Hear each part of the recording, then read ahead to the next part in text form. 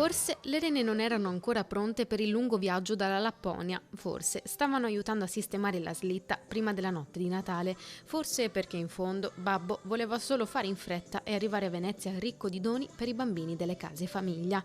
È per questo, quindi, che ha deciso di prendere un aereo, ma non di linea, no, un aereo speciale, quello della polizia. Io non sono tanto abituato a fare i viaggi in aereo, con le renne me la cavo molto bene, ma comunque dai, è andata più che bene, dai. Sono stato contento quando che dall'alto ho visto tutti i bambini che mi salutavano, ciao babbo!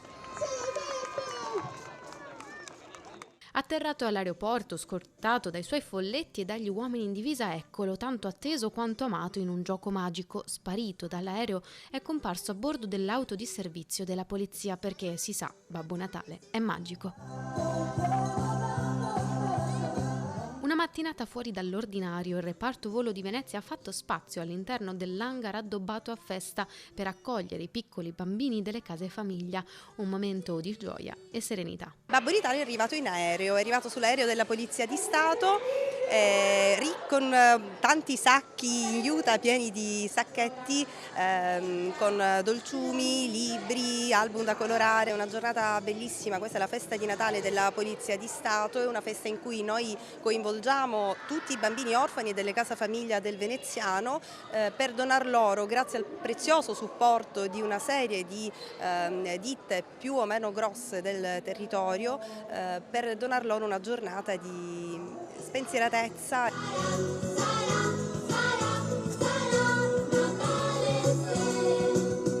Cosa vi restituisce questa giornata anche come reparto di polizia?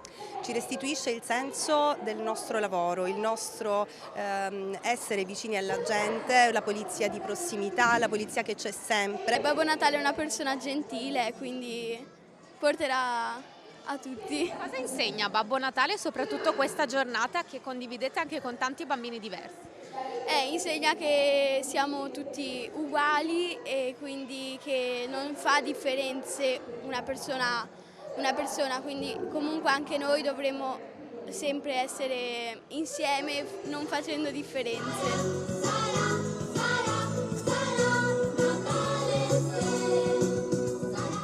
Fate i bravi, ciao a tutti e buon Natale a tutti!